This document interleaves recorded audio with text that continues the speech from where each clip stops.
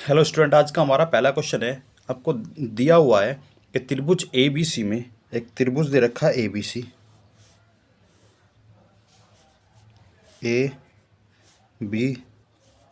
त्रिभुज A B C में D E और एफ बी सी सी ए और ए बी के मध्य बिंदु है। बी सी का मध्य बिंदु क्या दे रखा है? डी। बी सी का मध्य बिंदु है डी। आगे सी ए का मध्य बिंदु है ई, सी ए का मध्य बिंदु ए और ए बी का मध्य बिंदु है एफ। ठीक है। आगे दिया हुआ है ए बी के मध्य बिंदु। यदि बी सी बराबर, बी सी की वैल्यू दे रखी है आपको 25.6 सेंटीमीटर, सी ए की वैल्यू दे रखी है 8.8 सेंटीमीटर और ए बी की वैल्यू दे रखी है आपको 20.4 सेंटीमीटर। कितनी? 20.4 सेंटीमीटर। ठीक है। और आपसे पूछा है त्रिभुज डी ई एफ का परिमाप पूछा है, पैरामीटर पूछा है। डी ई एफ का परिमाप। ठीक है, चलिएगा देख लेते हैं। अगर मैं आपसे बात करूं तो सॉल्यूशन में ये मध्य बिंदु परिमेय आपने पढ़ी होगी, मध्य बिंदु परिमेय। तो ये क्या होती है मैं बता देता हूं आपको। मान लिया ए बी सी एक त्रिभुज है, ए बी सी, डी और एफ इसके मध्य बिंदु है। ए बी का मध्य बिंदु है डी और ए सी का मध्य बिंदु है एफ। मैं इन दोनों को मिला देता हूँ। तो ये परिमेय या थ्योरम क्या कहती है कि जो बी सी की वैल्यू है या डी एफ की जो वैल्यू है वो आधी है किसके? उसके सामने वाली भुजा के। ठीक है ना, क्योंकि इसमें क्या होगा, डी एफ पैरेलल होगा बी सी के, मतलब डी एफ समांतर है किसके? बी सी के। चलिएगा अब देख लेते हैं। अगर मैं बात करूं डी ई ए बी के सामने वाली भुजा है, डी ई ए बी के सामने वाली भुजा है, तो डी ई की वैल्यू आ जाएगी हमारी 20.4 को मैं 2 से भाग कर देता हूँ तो 10.2 आ जाएगा। ठीक है, आगे देख लेते हैं डी एफ। डी एफ किसके सामने वाली भुजा है? ए सी के। तो ए सी कितना दे रखा है? 18.8। अगर मैं 2 से इसे भाग करूँगा कितना आएगा? 9.4 आ जाएगा।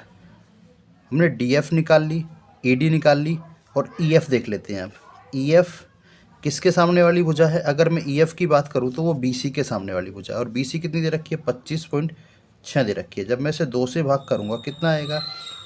12.8 आ जाएगा। अब उसने आपसे परिमाप पूछा है। क्या पूछा है? परिमाप। और परिमाप होता क्या है? सभी भुजाओं का योग होगा। तो 10.2 प्लस में 9.4 प्लस में 12.8 को अगर मैं जोड़ूंगा तो ये कितना आएगा? ये आएगा 32.4 सेंटीमीटर। ये हमारा परिमाप होगा, यही उसने पूछा है। चलिएगा, आज का हमारा दूसरा क्वेश्चन है। दिया हुआ एक त्रिभुजाकार मैदान की भुजाएं 360 मीटर, 400 मीटर और 600 मीटर में। मान लेता हूँ ए बराबर कितना है? 360 मीटर दे रखा है। बी बराबर कितना? 480 मीटर और सी बराबर कितना? 600 मीटर दे रखा है। आगे उसने कहा इसका क्षेत्रफल एक वर्गाकार मैदान के क्षेत्रफल के बराबर है, मतलब स्क्वायर का जो एरिया है उसके बराबर है। वर्गाकार मैदान की भुजा ज्ञात करनी है। वर्गाकार मैदान की भुजा ज्ञात करनी है। तो सबसे पहले मैं ये चेक करूंगा ये किस तरह का ट्रायंगल है। ये समकोण त्रिभुज है, विषम बाहु है या समबाहु त्रिभुज है? तो समकोण त्रिभुज में अगर मैं बात करूं आपसे, समकोण त्रिभुज की भुजाएं क्या होती है? समकोण त्रिभुज की भुजाएं या ट्रिपलेट याद करना होता है आपको। अगर मैं देखूं 3, 4 और 5, 3, 4, 5, अगर मैं 120 3 के अंदर 120 की गुणा कर दूँ तो ये कितना आएगा? 12 या 36, 360 आ जाएगा। इसमें करूँगा 12 चौक 48, कितना आ जाएगा? 480 आ जाएगा। और इसमें करूँगा तो 12 5 60 600 आ जाएगा। इसका मतलब ये हुआ, ये कौन सा त्रिभुज है? समकोण त्रिभुज है। समकोण त्रिभुज। ठीक है, ये क्या है? समकोण त्रिभुज। अगर मैं समकोण त्रिभुज की बात करूं तो ये समकोण त्रिभुज में एक एंगल राइट एंगल होगा, मतलब 90 डिग्री का होगा। और सबसे बड़ी भुजा इसमें कर्ण होगी और ये लंब होगा और ये आधार होगा। क्लियर है? और मैं समकोण त्रिभुज के एरिया की बात करूं तो एरिया ऑफ ट्रायंगल, अगर ए बी सी इसका मैं एरिया निकाल लूँ ए बी सी का, तो ये 1/2 होगा और बेस इंटू में हाइट होगा। बेस कितना है हमारा 480 और हाइट कितनी है 360 है हमारी। तो मैं इसे काट लूँगा, ये कट जाएगा तो कितना 240 आ जाएगा। इतना क्लियर है। उसने बोला है कि एरिया ऑफ ट्रायंगल मतलब त्रिभुज का एरिया किसके बराबर है, वर्ग के बराबर है। तो वर्ग का एरिया की अगर मैं बात करूं क्या होता है, तो वर्ग का क्षेत्रफल बराबर है किसके, त्रिभुज के क्षेत्रफल के, त्रिभुज के क्षेत्रफल के। तो वर्ग का क्षेत्रफल होता है भुजा का स्क्वायर, भुजा का स्क्वायर। और त्रिभुज का क्षेत्रफल कितना है 240 गुणा में 360। ठीक है। अब मैं इसे ऐसे लिख सकता हूँ 24 गुणा में 10 गुणा में 36 गुणा में 10। ठीक है। जब मैं इसका स्क्वायर हटाऊंगा तो इस पर रूट आ जाएगा। तो 24 गुणा में 10 गुणा में 36 गुणा में 10। ठीक है। ये 10 बाहर आ जाएगा, ये 6 बाहर आ जाएगा, अंदर बचेगा 24। अगर मैं 24 की बात करूँ तो मैं इसे लिख सकता हूँ 24 को फैक्टर करने के बाद ये 12 आ जाएगा, 6 आ जाएगा, 3 और 1 आ जाएगा। तो ये जो पेयर होगा वो 12 आ जाएगा। पहले 60 आया इनटू में, तो 2 इंटू में 2 इंटू में 2 इंटू में 3, जो पेयर होगा वो बाहर आ जाएगा। तो ये 60 इंटू में 2 रूट में 6 हो जाएगा। तो ये 120 रूट 6 आ जाएगा हमारा आंसर। क्या पूछा उसने, मैदान की भुजा पूछी है, तो मैदान की भुजा 120 रूट 6 आ जाएगी, ये हमारा आंसर होगा।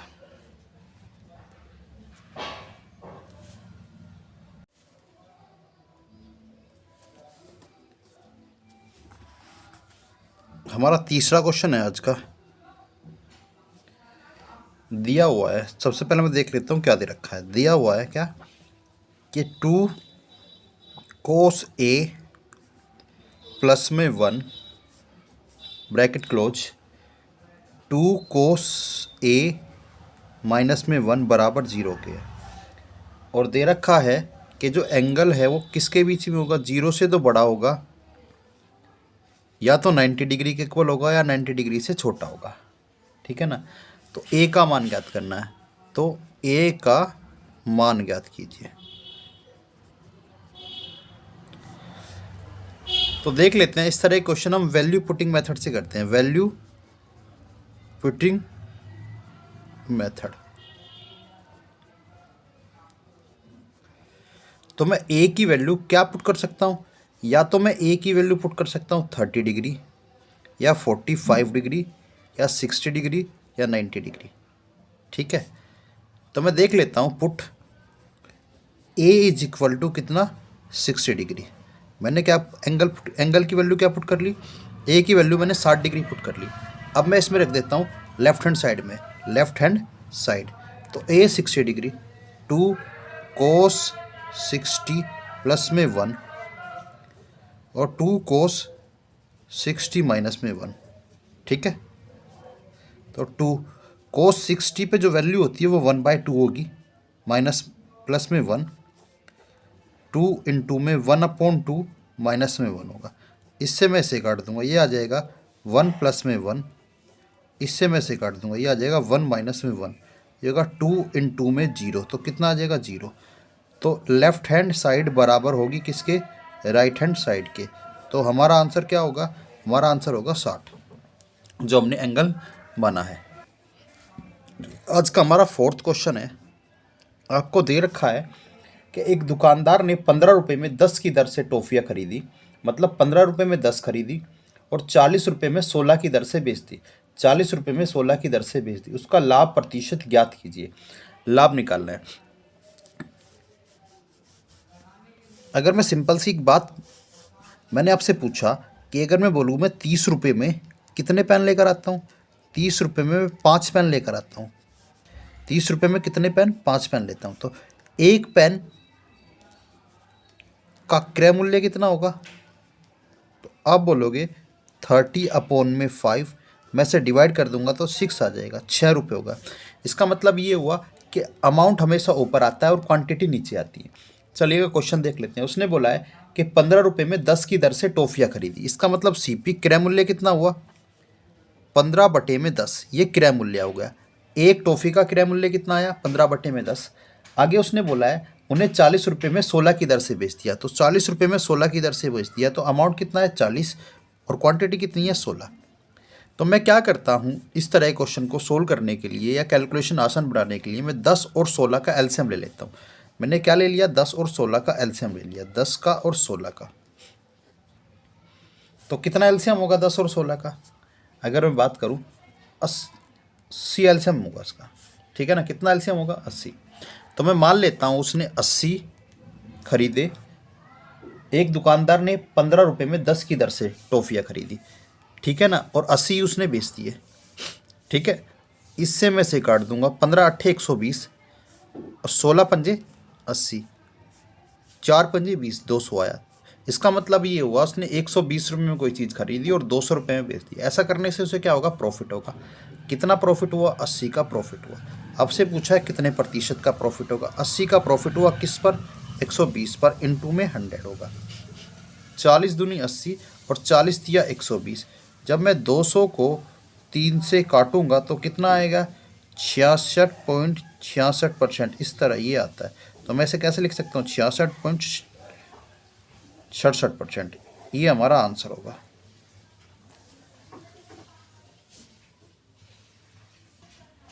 हमारा आज का 5वां क्वेश्चन है, उसने दिया है 2 स्टेशन ए और बी के बीच की दूरी 200 किलोमीटर है।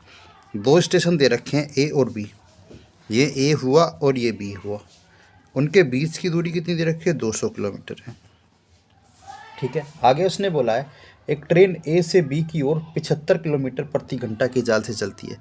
एक ट्रेन चलती है ए से बी की ओर 75 किलोमीटर प्रति घंटा की चाल से, और जो दूसरी ट्रेन है वो बी से ए की ओर चलती है, वो 85 किलोमीटर प्रति घंटा की चाल से, 85 किलोमीटर पर आवर की स्पीड से, ठीक है।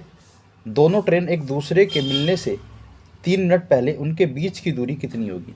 मतलब जब दोनों ट्रेन मिलेगी एक दूसरे से और 3 मिनट पहले उनके बीच की दूरी कितनी होगी, 3 किलोमीटर में दूरी पूछी है आपसे। तो सबसे पहले मैं इसे किलोमीटर प्रति मिनट में चेंज करूँगा। किलोमीटर प्रति मिनट में चेंज करने के लिए क्या करूँगा, 75 किलोमीटर, और घंटे को मिनट में चेंज करने के लिए मैं क्या करूँगा, 60 से भाग कर दूँगा। तो हमारी स्पीड आ जाएगी 75/60 किलोमीटर प्रति मिनट, ठीक है। सिमिलर 85/60 किलोमीटर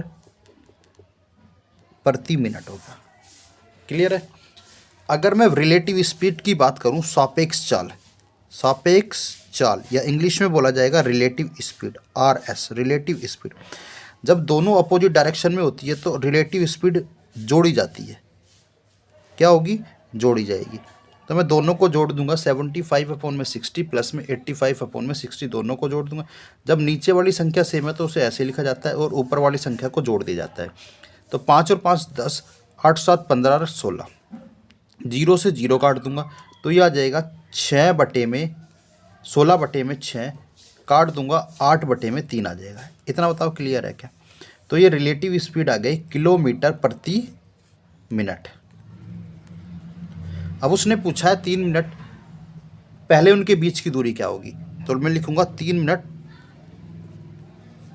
पहले ट्रेन के बीच की दूरी, मतलब दोनों ट्रेनों के बीच की दूरी होगी 3 मिनट पहले। तो डिस्टेंस निकालने के लिए फॉर्मूला क्या होता है, स्पीड इनटू में टाइम होगा। स्पीड हमारी 8/3 आई है और टाइम हमारा कितना है, 3 है। क्लियर है भाई, स्पीड हमारी 8/3 आई है, टाइम कितना है 3। इससे मैं इसे कैंसिल आउट कर दूंगा तो 8 किलोमीटर आ जाएगी। कितनी आ जाएगी, 8 किलोमीटर डिस्टेंस आ जाएगी। यही हमारा आंसर होगा 3 मिनट पहले।